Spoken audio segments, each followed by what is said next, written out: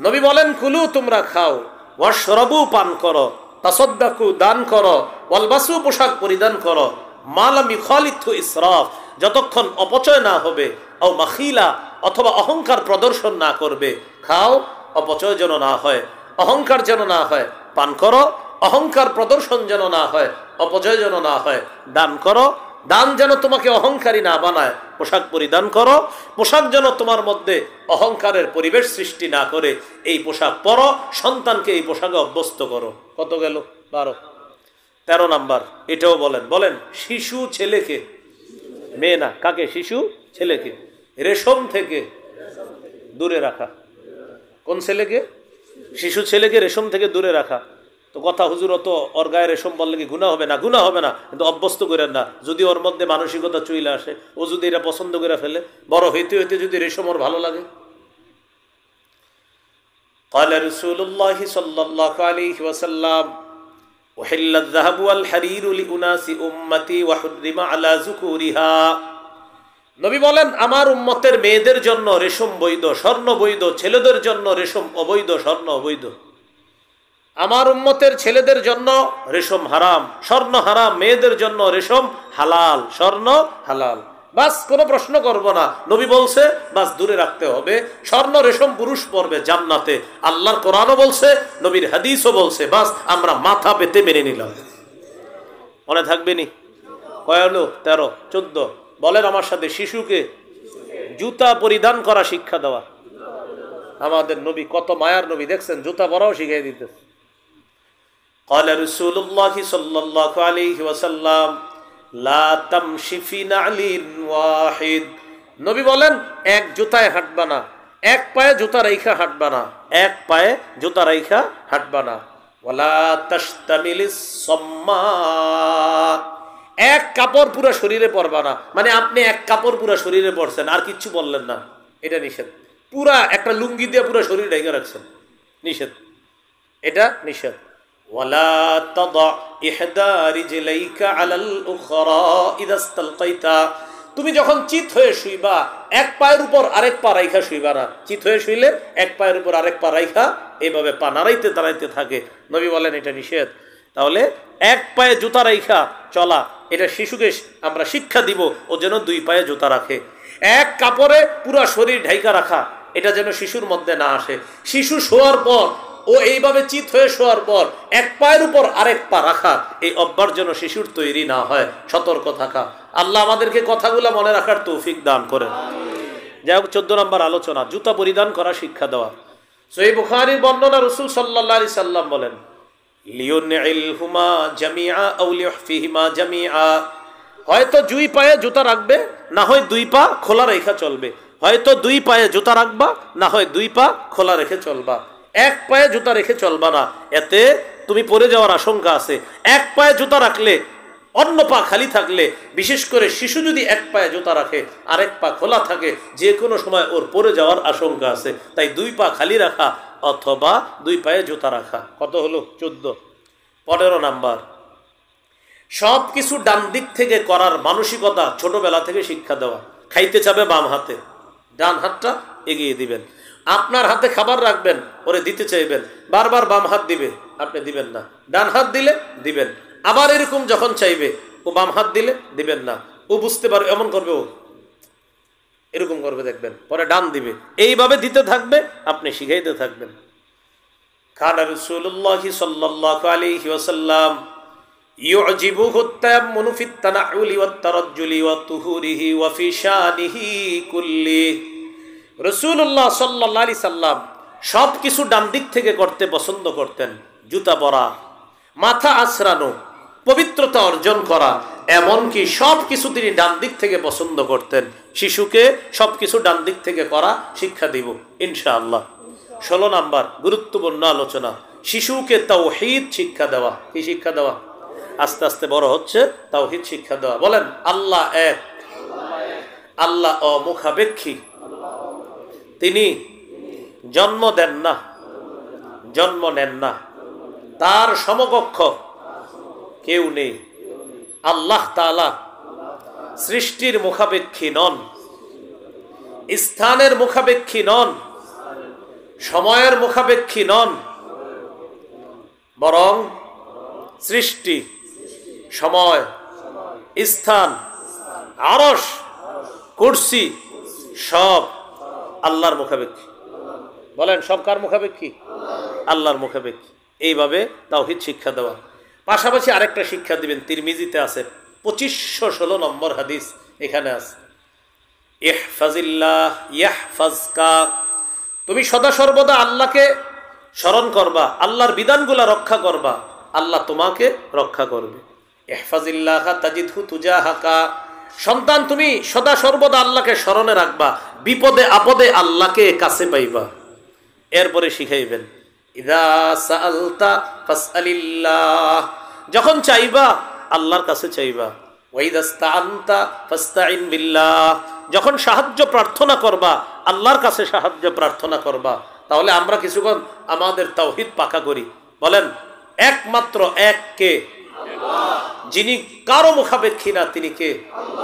যার সমকক্ষ কেউ নেই, তিনি কে? সৃষ্টি যার মুখাপেক্ষী, তিনি কে? যিনি কারো মুখাপেক্ষী না, তিনি কে? যার কাছে চাইব একমাত্র, তিনি কে? সন্তান দেন, তিনি কে? মেয়ে দেন, তিনি কে? ছেলে দেন, তিনি কে? সন্তান হবে না এই ক্ষমতাও কার? এটা তাওহীদ। এটা কি? তাওহীদ। একক ক্ষমতার মালিক কে? আল্লাহ তাআলা। এবার বলেন রাষ্ট্রকার? হুকুমকার? হ্যাঁ, এটাও তাওহীদ। বলেন রাষ্ট্রকার? হুকুমকার? সূরা আরাফের মধ্যে আল্লাহ বলেন আলা লাহুল খালকু ওয়াল আম। সৃষ্টি যার, হুকুম তার। বলেন সৃষ্টি কার? হুকুম হবে কার? পৃথিবী কার? জমিন কার? আসমান কার? আমরা কার? আপনারা কার? সবাই কার? তাহলে আমরা কিভাবে চলবো? হুকুম হবে কার? তাহলে বিধানদাতা কে? সবাই বলেন। তাহলে রাষ্ট্রের মালিক মূলত কে? People R source of all power. সকল ক্ষমতার উৎস জনগণ, এটা শিরিক। সকল ক্ষমতার উৎস জনগণ, এটা কি? সকল ক্ষমতার মালিক কে? আল্লাহ। বুঝা না? না বুঝা? বলেন সৃষ্টিকার? দেশ কার? পৃথিবী কার? আসমান কার? জমিন কার? আমরা কার? আইন কার? বাস খালাস, সব আল্লাহর। তাওহীদ। বলেন এটা কি? তাওহীদ। এই জন্য গেঞ্জির পিছে লেখা দেখলে কাইটা দিবেন people R source of all power. মানুষ জনগণ সকল ক্ষমতার উৎস। কাইটা দিয়ে বলবেন এই গেঞ্জি আর পরবা না। গেঞ্জির পিছনে লেখা, ও বুঝেও না কি লেখা, কিনে ফেলছে। আল্লাহ আমাদেরকে হেফাজত করেন। মনে থাকবে নি? 16 নাম্বার। 17 নাম্বার ইমানি তরবিয়ত শিক্ষা দেওয়া। ইমানি তরবিয়তের মধ্যে শ্রেষ্ঠ তরবিয়ত নামাজ। শিশুকে, সন্তানকে নামাজ শিক্ষা দেওয়া। শিশুকে 7 বছর বয়সে নামাজের হুকুম করবেন। 10 বছর বয়সে প্রয়োজনে মৃদু আঘাত করা। এখন একটু বুঝেন, 7 বছর বয়সে আপনার শিশুকে নামাজের কথা বললেই যে সে শুনবে এমন না। যেন শোনে, এই জন্য তাকে অভ্যস্ত করতে হবে 2-2.5 বছর বয়স থেকে। কিভাবে? আপনি ওর পাশে নামাজ পড়বেন। আপনার বিবিকে বলবেন শিশুর পাশে নামাজ পড়ার জন্য। কারণ শিশু শৈশবে যা দেখে মাথার মধ্যে এটা খোদাই করে নেয়। আত-তালিমু ফিস সিগর কান-নাকশি ফিল হাজার। আরবি একটা প্রবাদ আছে, পাথরে খোদাই করা যেমন শৈশবের শিক্ষা তেমন। পাথরে খোদাই করা যেমন শৈশবের শিক্ষা তেমন। এই জন্য শিশু যখন দেখবে মা নামাজ পড়ে, ওর ভিতরে মানসিক অবস্থা তৈরি হবে। আপনি দেখবেন মাঝে মাঝে সুন্নত নামাজগুলা আপনি ঘরে পড়তেছেন, শিশু আপনার পাশে এসে দাঁড়াবে। ওর পরনে কাপড় নাই, কিন্তু মাথায় টুপি একটা নিয়ে আপনার পাশে দাঁড়ায় যাবে। ছোট মানুষ, 2-2.5 বছর বয়স। আবার দেখে আপনি কি করেন? এমনি দেখে তো, দেখে আপনি মুখ নাড়াইতেছেন, ও মুখ নাড়ায়। আপনি রুকুতে গেছেন, ও রুকুতে যায়, যাওয়ার পরে আবার দেখে আপনার দিকে, আপনি কি করেন? তো দেখে আপনি মুখ নাড়াইতেছেন, সুবহান রাব্বিয়াল আযীম। ও তো আর এটা বুঝে না, ও খালি সু সু এরকম কিছু শুনে, ওইরকম করে ব্যাস। এরপরে সালাম ফিরাবেন। সালাম ফিরানোর পর বৈশা বৈশা তাসবিহ পড়তেছেন, আস্তাগফিরুল্লাহ আস্তাগফিরুল্লাহ। এখন সে আপনার দিকে তাকায়, ঘটনা কি? কি করে? দেখে মুখ নড়ে আর আঙ্গুল নড়তেছে, ও এমন করে। সুবহানাল্লাহ। এটাই তো একজন মুসলিম শিশু। একটা মুসলিম শিশু তো এমনই হবে। কিন্তু এখনকার মুসলিম শিশুরা হয় কার্টুন। কার্টুন কি বলেন তো? কার্টুন। এখন তো আপনার ওয়াজ মাহফিলেও আপনার এত পরিমাণ ক্যামেরা আসে, আপনি কানতে চাইলেও কানতে পারবেন না ক্যামেরার ঠেলায়। মানে আপনি একটু কানতে চাইবেন যে আল্লাহর কাছে একটু কান্না করি, ওই মুহূর্তে মনে আসবে চারিদিকে তো রিমান্ড তাকায় রইস, কান্না আর আসবে না, ওইটা এখানে এসে আবার চলে যায়। আজীব এক পেরেশানির মধ্যে আছেন আপনি। কোথাও গিয়ে 10 মিনিটের জন্য বসবেন, চারিদিক থেকে 50টা মোবাইল আপনার ভিডিও করা শুরু করবে। এখন আপনি টেনশনে পড়বেন, আমি কি নিচের দিকে চাইয়া থাকবো না উপরে না ডাইনে না বামে, ইনডাইল্লা আমি আসলে এখন কি করব? বুঝলেন? বড় মুশকিল, খুব মুশকিল। নামাজের তরবিয়ত শিশুকে শিক্ষা দেন, কার্টুনের তরবিয়ত শিক্ষা দিয়েন না। হাতে পায়ে ধরে বলছি, এটা শিখায়েন না, ওর জীবনটা নষ্ট করে দিয়েন না। রাসূলুল্লাহ সাল্লাল্লাহু আলাইহি সাল্লাম বলেন, মুরু আওলাদাকুম বিসসালাহ ওয়া হুম আবনাউ 7 সিনিন। তোমরা সন্তানকে নামাজের আদেশ করো যখন তার বয়স 7 বছর। ওয়াদরিবুহুম আলাইহা ওয়া হুম আবনাউ 10 সিনিনা। 10 বছর বয়সে প্রয়োজনে মৃদু আঘাত করো। এই হলো 17। 18 নাম্বার, মসজিদে শিশুর উপস্থিতিকে গুরুত্ব দেওয়া। 7-8 বছরের সন্তান মসজিদে আসলে ওরে ধমক দিয়ে তাড়ায়া দিয়েন না, ওর উপস্থিতি মসজিদে গুরুত্ব দেওয়া, ওরে ধমক দিয়ে তাড়ায়া দিবেন না। হ্যাঁ, বুদ্ধি দেই, 5 জন শিশু মসজিদে আসছে, এই 5 জনরে একসাথে দাঁড় করায়েন না, না হয় কিন্তু ওরা মসজিদ অন্য এলাকায় নিয়ে যাবে। 5 জনরে একসাথে না দাঁড় করা, অভিভাবক যারা আছেন আপনারা এক একজনের সাথে রাখেন। ওই কোনা একজন দাঁড়াইবেন, খাম্বার পাশে একজন, এই খাম্বা একজন, আরেক কোনা আরেকজন।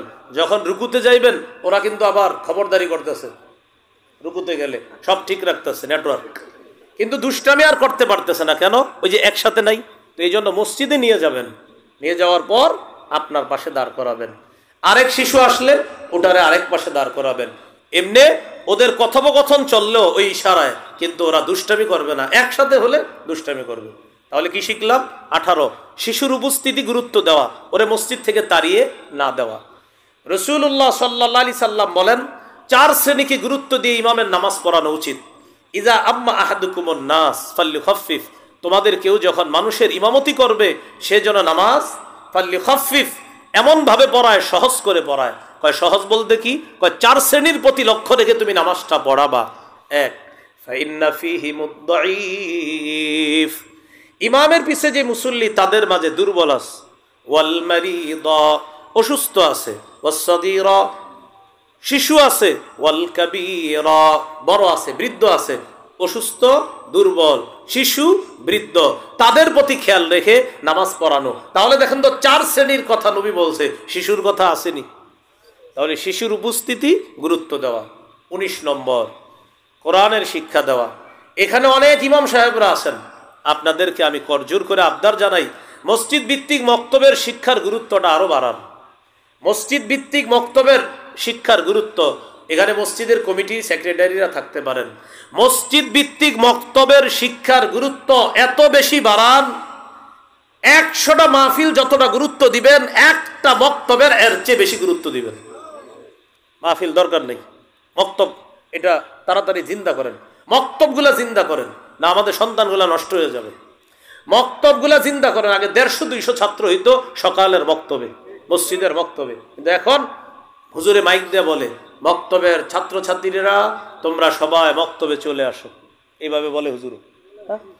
এই জন্য এই এলাকায় যারা আমার আলোচনাটা শুনছেন, সকালের মক্তবটা মসজিদ ভিত্তিক মক্তব, ফজরের পরে হতে পারে অথবা আসরের পরে হয় অনেক জায়গায়, এটার গুরুত্ব বাড়ানো। একটা মেয়ে, একটা ছেলে কোরআনের শিক্ষাটা তার মধ্যে যখন থাকবে, তার সিনায় যখন থাকবে, ইনশাল্লাহ এই ছেলে এই মেয়েটা ভবিষ্যতে ইনশাল্লাহ আদর্শচ্যুত সন্তান হবে না বলে আমরা আশা রাখছি ইনশাল্লাহ। তাহলে 19 নম্বর, কোরআনের শিক্ষা দেওয়া। তিরমিজির হাদিস 2909 নম্বর হাদিস, ক্বালা রাসূলুল্লাহ সাল্লাল্লাহু আলাইহি ওয়াসাল্লাম, খায়রুকুম মান তাআল্লামাল কুরআনা ওয়া আল্লামা। রাসূলুল্লাহ সাল্লাল্লাহু আলাইহি সাল্লাম বলেন, তোমাদের মধ্যে সর্বোত্তম ওই ব্যক্তি যে কোরআন শিখে অন্যকে শিখায়। ইমাম সাহেব, মুয়াজ্জিন সাহেব বাচ্চাদেরকে যখন পড়ায়, হামজা লাম জবর আল, হামিম জবর হাম, আল হাম, দাল পেশ দু, আল হামদু। এই তুই যা, বেতটা নিয়ে, ছোট্ট একটা বেত নিয়ে কয় তুই এদিকে পর। নুন জবর না, সদ জবর স, না স, র জবর র, না সর। যা তুই যা, এই তুই আয় পর। বা জবর বা, শিন জবর শা, বাসা, র দুই পেশ রুন, বাসারুন। নবী বলেন খাইরুকুম খাইরুকুম খাইরুকুম, যে শিখছো আর শিখাইতেছো উভয়কে আমি সর্বোত্তম বলে ঘোষণা করলাম। তাহলে 19 নম্বর কোরআনের শিক্ষা দেওয়া। 20 নম্বর শিশু সন্তানের সাথে খেলাধুলা করা। কি করা?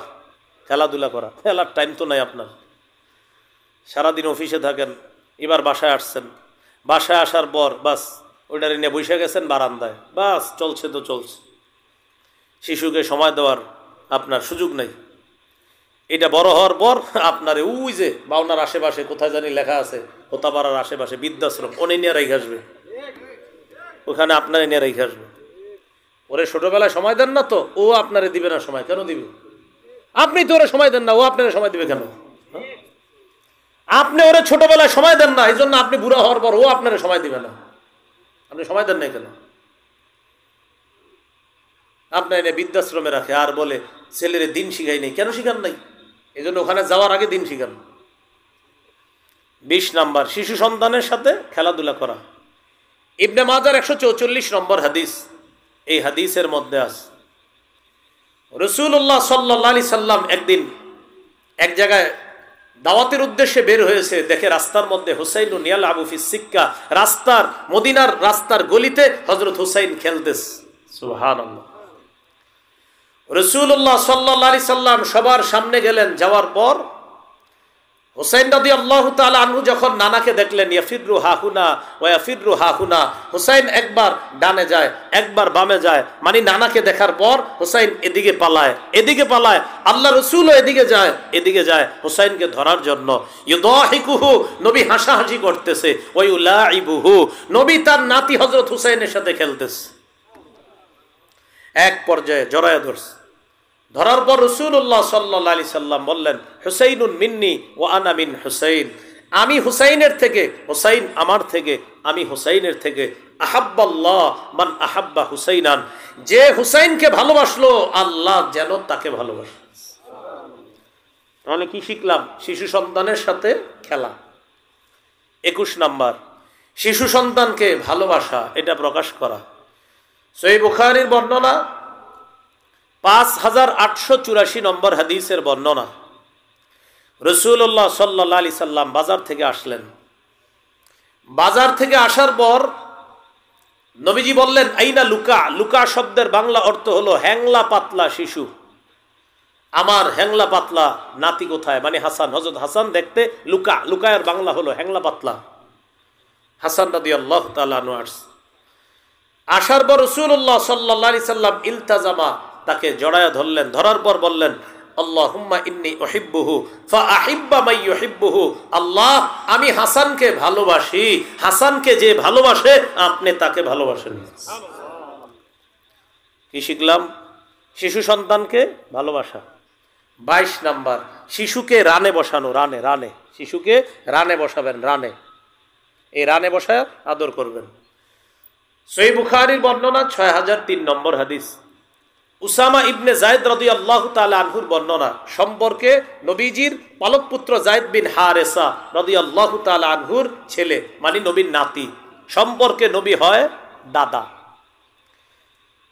উসামা ইবনে যায়েদ রাদিয়াল্লাহু তাআলা আনহু বলেন কানা রাসূলুল্লাহ সাল্লাল্লাহু আলাইহি ওয়াসাল্লাম ইয়াখুযুনি ওয়া ইউকঈদুনি আলা ফাখিযিহি ওয়া ইউকঈদুল হাসানা আলা ফাখিযিহিল উখরা, নবীজি আমাকে এক রানের উপর বসাইতেন, হযরতে হাসানকে আরেক রানের উপর বসাইতেন, বসানোর পর সুম্মা ইয়াজুম্মুহুমা, দুইজনকে এইভাবে বুকের সাথে মিলায়া বলতেন আল্লাহুম্মা আরহামহুমা ফাইন্নী আরহামুহুমা, আল্লাহ আমি হাসানকে আর এই যায়েদ ইবনে হারেসার ছেলে উসামাকে, এই দুইজনকে আমি ভালোবাসি, আল্লাহ তাদের প্রতি আপনি রহম করেন, দয়া করেন। তাহলে রানে বসানো। 13 নাম্বার শিশুকে স্নেহ করা, যার শিশু হবে তাকে স্নেহ করবেন, শুধু নিজের শিশুকে না। কিছু মানুষ আছে এদের চেহারা দেখলে শিশুরা ভয় পায়, চেহারা দেখলে কি হয়, মানে এমন ভাবে থাকে মনে হয় যে উনি এশিয়া মহাদেশ চালায়, এরকম একটা ভাবসাব। কি চালায়? অথচ বৈশা রয়েছে আপনার দুই সামনে টং দোকানের সামনে, কিন্তু হ্যাঁ ভাবসা বললো আমি পুরা এশিয়া চালাই। কোনো শিশু সন্তান তার সামনে দুষ্টামি করলে এমনভাবে তারে গালি দেয়, তার বাপেরে মায়েরে তুইলা বলে কার ছেলে এরকম বলে, এমন একটা ভাব তোলে। শিশুদেরকে স্নেহ করা, অন্যের শিশুর সাথে আপনি আচরণ করবেন না। তিরমিজির হাদিস 1920 নম্বর হাদিস, রাসূলুল্লাহ সাল্লাল্লাহু আলাইহি সাল্লাম বলেন, লাইসা মিন্না মান লাম ইয়ারহাম সগীরানা ওয়া লাম ইয়ারিফ শারাফা কাবীরিনা।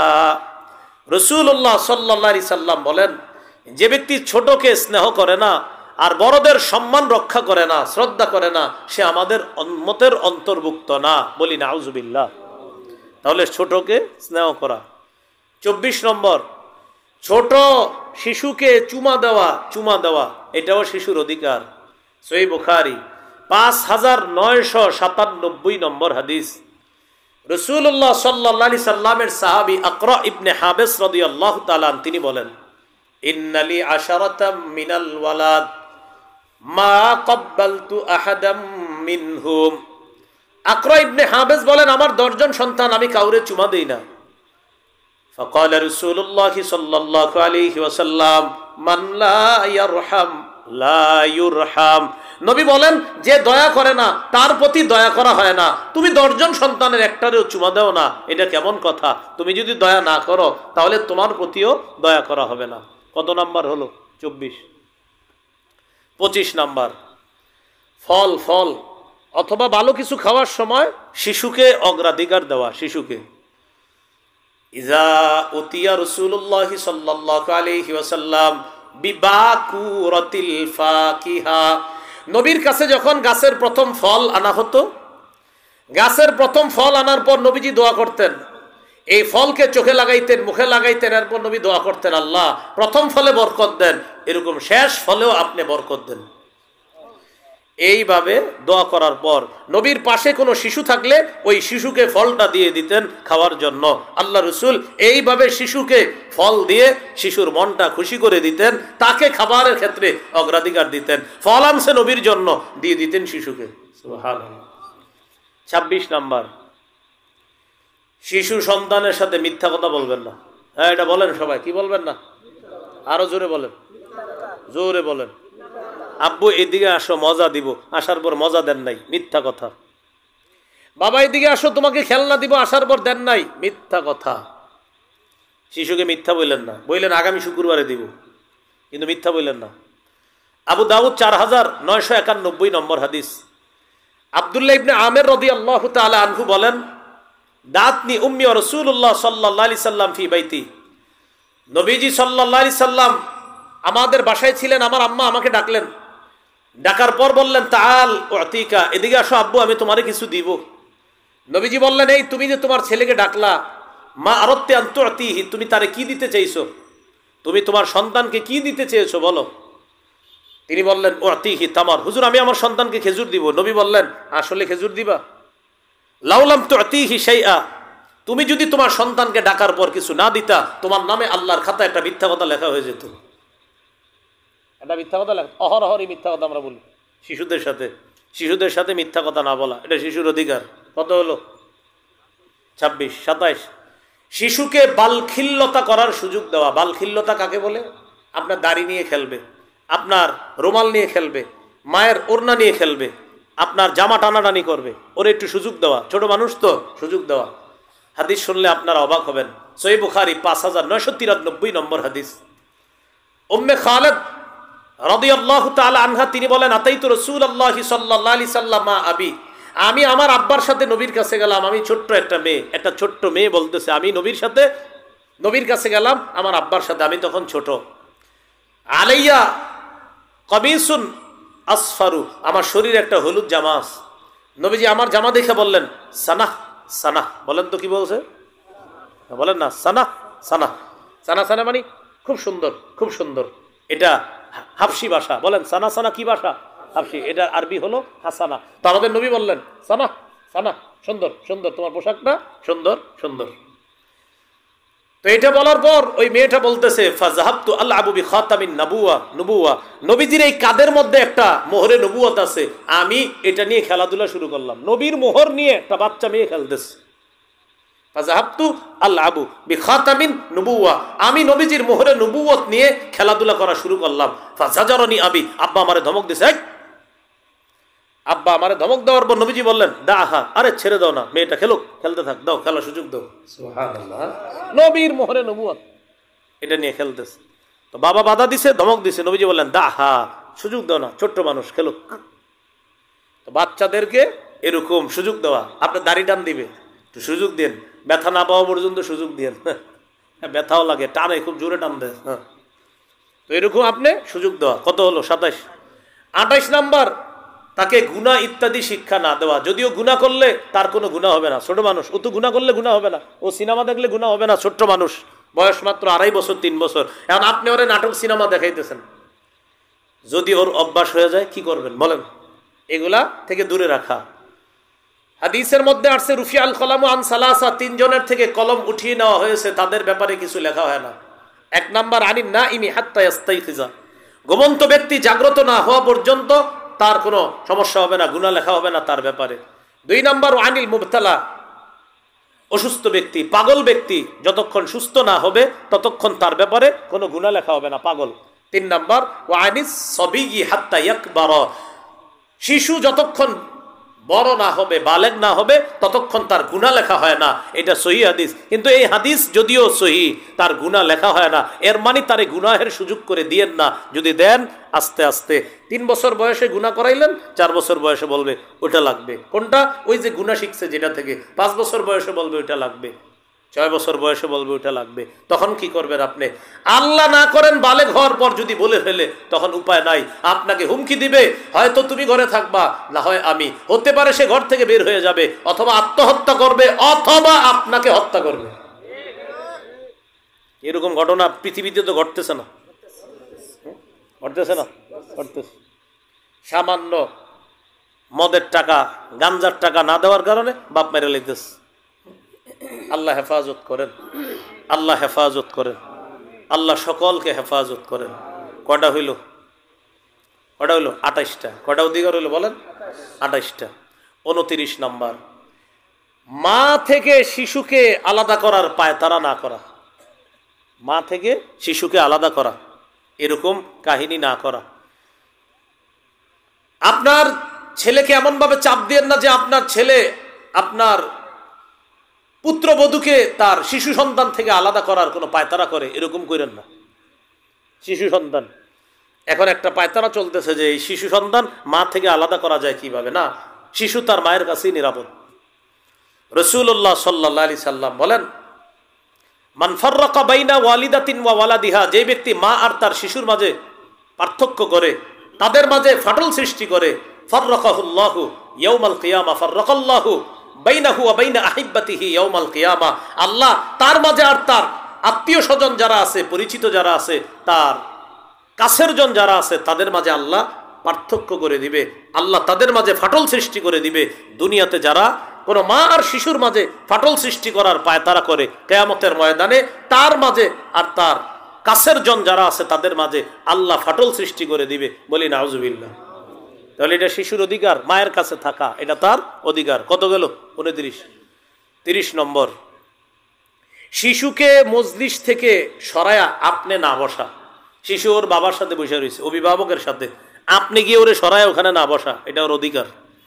রাসূলুল্লাহ সাল্লাল্লাহু আলাইহি সাল্লাম বলেন, লা ইয়াজলিসুর রাজুলু বাইনার রাজুলি ওয়া বাইনা ইবনিহি, তোমাদের কোনো ব্যক্তি যেন তার মাঝে আর তার ছেলের মাঝে গিয়ে না বসে, তার সন্তানের মাঝে। তোমাদের কেউ অন্য কারো এবং তার শিশু সন্তানের মাঝে যেন না বসে। কি বলছে দেখেন, তোমাদের কেউ এমন জায়গায় বসবা না যে এই পাশে তার বাবা আর এই পাশে শিশুটা, মাঝখানে তুমি বসছো, এটা করবা না, এটা শিশুর অধিকার ক্ষুণ্ণ করা। কত গেল? 30। 31 নম্বর, শিশু খেলাধুলা করলে খেলার সময় তারে বাধা না দেওয়া।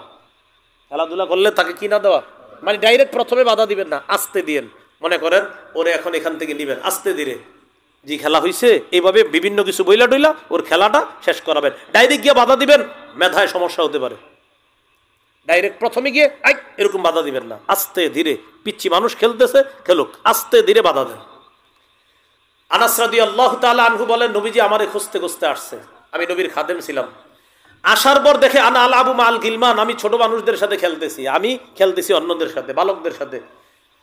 তো নবীজি যখন আয়েশা দেখছে আমি অন্যদের সাথে খেলতেছি, নবীজি প্রথমে কিচ্ছু না বইলা ফাসাল্লামা আলাইনা, আমাদের সব শিশুদেরকে আল্লাহ নবী একটা সালাম দিছে।